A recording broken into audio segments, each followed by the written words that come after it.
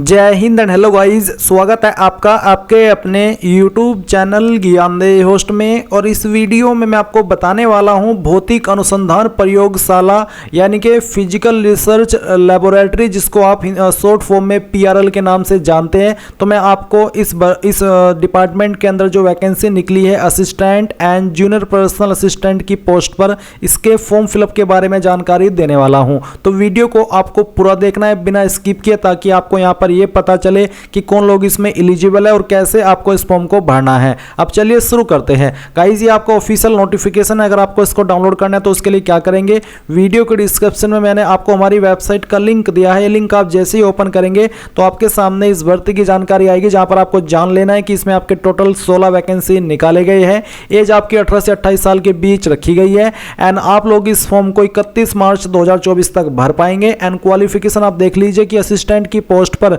Degree की योग्यता मांगी है, जो कि आपने कम से कम 60% के साथ में पास की हो, और साथ ही आपको कंप्यूटर की नॉलेज भी होनी चाहिए। एंड JPA की पोस्ट पर अप्लाई करने के लिए डिग्री की योग्यता एंड जो बाकी अन्य एलिजिबिलिटी है वो भी आप यहां पर चेक कर सकते हैं। सेम जानकारी आप इंपॉर्टेंट लिंक के सेक्शन में आकर के ऑफिशियल डिटेल्ड नोटिफिकेशन PDF पर क्लिक करके इस नोटिफिकेशन से हिंदी और इंग्लिश दोनों के अंदर देख सकते हैं। और आपको सैलरी भी जानने को मिलेगी कि क्या सैलरी आपको दी जाएगी। तो आप यहां पर देख लीजिए, सैलरी अमाउंट आपके सामने है। इसके बाद गाइज आप यहां पर बाकी की इंफॉर्मेशन भी चेक कर लीजिएगा, जैसे कि आपका सिलेक्शन प्रोसेस। तो पूरी जानकारी जब आप यहां से चेक कर ले और अगर आपको इसमें लगे कि मैं एलिजिबल हूं और आप यहां पर सहमत है इस एप्लीकेशन फीस से जो आपसे ली जा रही है इस फॉर्म को भरने के लिए, जो कि मैं आपको बता दूं कि इसमें जनरल OBC EWS के लिए 500 रुपए, SC ST PH के लिए भी 500 और ऑल कैटेगरी फीमेल के लिए भी 500 रुपए फीस रखी है। पर आपको नोट करके कहा है कि after the appear stage first exam application fee refunded. General OBC EWS को यहाँ पर 400 रुपये रिफंड की जाएगी and SC ST female ex serviceman को पूरी की पूरी फीस रिफंड कर दी जाएगी। बेसिकली मतलब ये है कि यहाँ पर जब आप आपका स्टेज फर्स्ट का एग्जाम दे देंगे तो यहाँ जनरल OBC EWS को उनकी 400 रुपये फीस वापस कर दी जाएगी, यानी कि सिर्फ 100 रुपये रखे जाएंगे। एंड SC ST फीमेल से पूरी की पूरी जो फीस ली गई है 500, वो पूरी की पूरी वापस कर दी जाएगी। और आपके एग्जाम्स जो सेंटर रहेंगे वो आपके इन सिटी में रहने वाले, जो कि यहाँ पर आप देख सकते हैं। अब आपको उसमें फुल्ली ये जानने को मिल गया होगा कि हाँ आप इसमें भरना चाहेंगे फॉर्म को या फिर नहीं। अगर भरना चाहते तो आप इंपॉर्टेंट लिंक के सेक्शन में अप्लाई ऑनलाइन लिंक, इसके ऊपर क्लिक कीजिए एंड देन आपके सामने ये इंटरफेस आएगा। अब यहाँ पर आने के बाद में आप रजिस्टर के ऊपर क्लिक करेंगे एंड देन आपके सामने यहाँ पर ये वाला इंटरफेस आएगा, जहां पर सबसे पहले गाइज आपको आपका जो नाम है वो एंटर करना है। ये नाम आप आपके 10th के सर्टिफिकेट के अकॉर्डिंग आप यहाँ पर फिल करेंगे और फिर आपको आपकी ईमेल आईडी यहाँ पर देनी है। ईमेल आईडी को दोबारा डाल करके वेरीफाई करना है,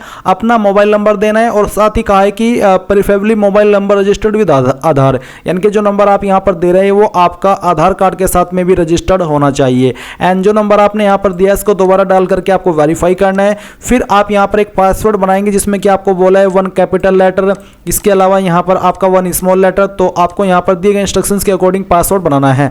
मैं आपको एग्जांपल के लिए यहाँ पर पासवर्ड बना करके दिखाता हूँ। तो आपको इस तरह का पासवर्ड बना लेना है, जिसमें कि इंग्लिश का कैपिटल लेटर कम से कम 1, स्मॉल लेटर कम से कम 1, ज़्यादा कितने भी रख सकते हैं, एक स्पेशल कैरेक्टर और साथ ही आपको डिजिट का इस्तेमाल करना है। तो कुछ इस तरह का पासवर्ड आप बना लेंगे और उसको दोबारा डाल करके वेरीफाई कर देंगे एंड देन ये कैप्चा कोड यहाँ पर भरेंगे और फिर आपको रजिस्टर के ऊपर क्लिक करना है। अब गाइज आपके नंबर और ईमेल दोनों के ऊपर OTP गए हैं। आपको आपका ईमेल और नंबर चेक करना है और फिर आप यहाँ पर पहले ईमेल वाला OTP डाल करके वेरीफाई ईमेल के ऊपर क्लिक कीजिए एंड देन जो नंबर के ऊपर OTP आया है वो यहाँ पर डालिए और वेरीफाई मोबाइल नंबर इसके ऊपर क्लिक कर दीजिए। अब आपकी दोनों चीज़ें वेरीफाई हो चुकी है। अभी आपको यहाँ पर जो अभी ईमेल आईडी आपने रजिस्टर की है वो लॉगिन वाले इस ईमेल के सेक्शन में डालना है। एंड जो पासवर्ड अभी आपने बनाया वो आप यहाँ पर डालिए, कैप्चा कोड फिल कीजिए और लॉगिन के ऊपर क्लिक कीजिए। अब गाइज आपके सामने यहाँ पर आपका डैशबोर्ड आ चुका है। तो आपको जिस भी पोस्ट पर अप्लाई करना है उसी के सामने आप अप्लाई पर क्लिक करेंगे। अगर आप दोनों पर एलिजिबल है अप्लाई करने के लिए तो आप दोनों पर भी अप्लाई कर सकते हैं। जैसे कि मैं आपको असिस्टेंट की पोस्ट पर अप्लाई करके दिखाने वाला हूं,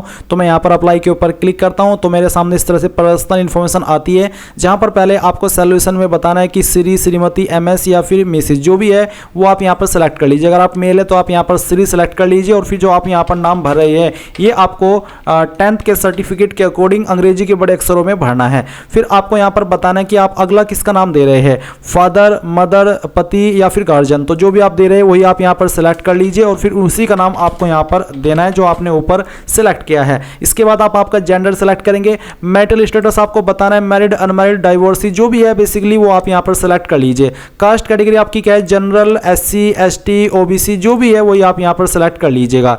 इसके बाद गाइज आप यहाँ पर देखेंगे डेट ऑफ बर्थ। तो डेट ऑफ बर्थ आपको यहाँ पर सेलेक्ट कर लेनी है। आप इस तरह से कैलेंडर के ऊपर क्लिक कीजिए और जो आपका ईयर है वो आप यहाँ पर सेलेक्ट कर लीजिए एंड देन फिर मंथ और उसके बाद में डे, तो आपकी डेट ऑफ बर्थ आ जाएगी। इसके बाद गाइज यहाँ पर नेशनलिटी दी गई है एंड उसके बाद आप यहाँ पर देखेंगे पर्सन विद बेंचमार्क डिसेबिलिटी, यानी कि अगर आप विकलांग है तो इसको इस तरह से ऑन कर दीजिए, नहीं तो आपको ऑफ ही रहने देना है। एक्स सर्विस मैन है तो ऑन करिएगा, नहीं तो आपको ऑफ करना है। गवर्नमेंट सर्विस में है तो आप इसको ऑन करेंगे, नहीं तो आप इसको ऐसे ही ऑफ रहने दीजिए।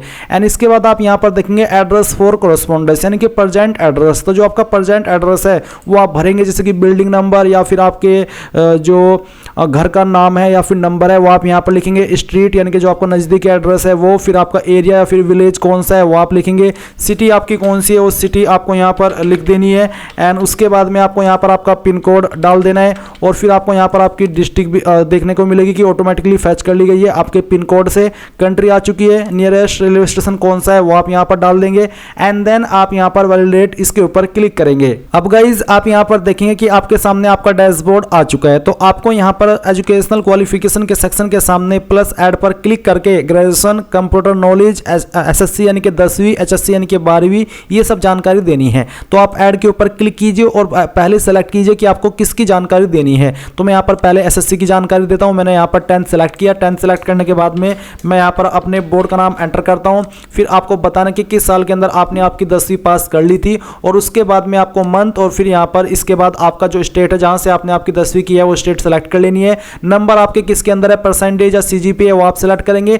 अगर परसेंटेज तो फिर आपको यहाँ पर जो भी आपकी परसेंटेज थी 10th की वो आप भरिएगा और सेव के ऊपर क्लिक करके इसको सेव कर दीजिएगा। तो ये जानकारी सेव हो चुकी है। अब आपको फिर से यहाँ पर ऐड के ऊपर क्लिक करना है और अगर आपने 12वीं भी किया तो आप 12वीं सेलेक्ट कीजिए और फिर सेम तरीके से आपको यहाँ पर आपका जो भी बोर्ड नेम है वो एंटर करना है। किस साल के अंदर आपने आपकी 12वीं पास कर ली थी वो साल आपको यहाँ पर सेलेक्ट कर लेना है एंड फिर आपका महीना और उसके बाद में जो आपकी स्टेट है वो आप यहाँ पर सेलेक्ट कर लेंगे और फिर आपकी परसेंटेज या फिर CGPA क्या है वो आप यहाँ पर एंटर कीजिए एंड देन सेव के ऊपर क्लिक करके इसको भी सेव कर दीजिए। फिर से आप यहाँ पर ऐड के सेक्शन पर क्लिक करेंगे और जो आपकी ग्रेजुएशन की जानकारी है वो आप यहाँ पर सेलेक्ट कीजिए। इसके बाद आपको बताना कि आपके पास इनमें से कौन सी क्वालिफिकेशन है, जो भी है वो आप यहाँ पर सेलेक्ट कर लीजिए एंड देन आपको बताना कि किस साल के अंदर आपने क्वालिफिकेशन आपकी पास कर ली है। इसके बाद गाइज आप यहाँ पर देखेंगे कि आपको महीना सेलेक्ट करना है। अब आता है फॉरेन यूनिवर्सिटी। अगर आपने फॉरेन यूनिवर्सिटी से की है, विदेश से की है, तो आप इसको ऑन करिए, नहीं तो ऑफ ही रहने दीजिए एंड फिर आप आपकी यूनिवर्सिटी यहाँ से सेलेक्ट कर लेंगे जहाँ से भी आपने आपकी ये जो क्वालिफिकेशन वो की है।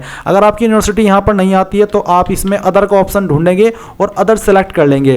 तो जहाँ जो भी आपकी यूनिवर्सिटी है इनमें से बेसिकली वो आपको सेलेक्ट कर लेनी है।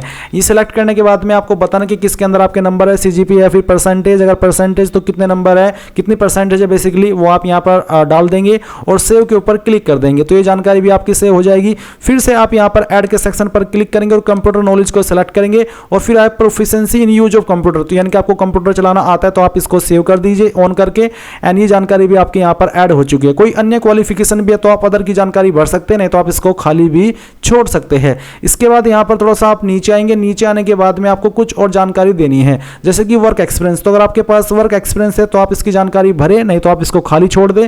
फिर आता है बैंक डिटेल्स फॉर रिफंड। तो आपको यहाँ पर जो आपकी फीस वापस की जाएगी बाद में स्टेज फर्स्ट हो जाने के, तो वो आप किस अकाउंट में चाहते हैं। इसके लिए गाइज आप एडिट के ऊपर क्लिक कीजिए और यहाँ पर आपको अकाउंट होल्डर नेम, यानी कि किसके नाम पर बैंक अकाउंट है उसका नाम आपको देना है, अकाउंट का नंबर देना है, अकाउंट नंबर को दोबारा डाल करके वेरीफाई करना है, आपका FSC कोड यहाँ पर डालना है जो कि आपको आपकी पासबुक के ऊपर मिल जाएगा, या फिर आप गूगल के अंदर आपका बैंक का नाम लिखिए, फिर आपका जो बैंक जिस सिटी में है उस सिटी का नाम लिखिए और उसके बाद में IFSC कोड लिख दीजिए। तो आप इसको गूगल से भी प्राप्त कर सकते हैं। फिर आप यहाँ पर आपके बैंक का नाम देंगे और बैंक का एड्रेस देंगे एंड देन वैलिडेट के ऊपर क्लिक कर देंगे। इसके बाद गाइज आपकी ये जानकारी जानकारी भी यहाँ पर ऐड हो जाएगी। फिर आप यहाँ पर आएंगे प्रीफर्ड एग्जाम सिटी रिक्वायर्ड, तो आप यहाँ पर क्या करेंगे, ऐड के सेक्शन पर क्लिक करेंगे और आपको सेलेक्ट कर लेना है कि कहाँ पर आप आपका एग्जाम सेंटर रखना चाहते हैं इन सिटी में, वो आप यहाँ पर सेलेक्ट कर लीजिएगा। तो आप ऐड के ऊपर क्लिक करके इसको ऐड कर लीजिए। एंड फिर अगर आप कोई अन्य चॉइस भी देना चाहते तो आप ऐड के ऊपर क्लिक करके उसको भी आप यहाँ पर इस तरह से ऐड कर सकते हैं।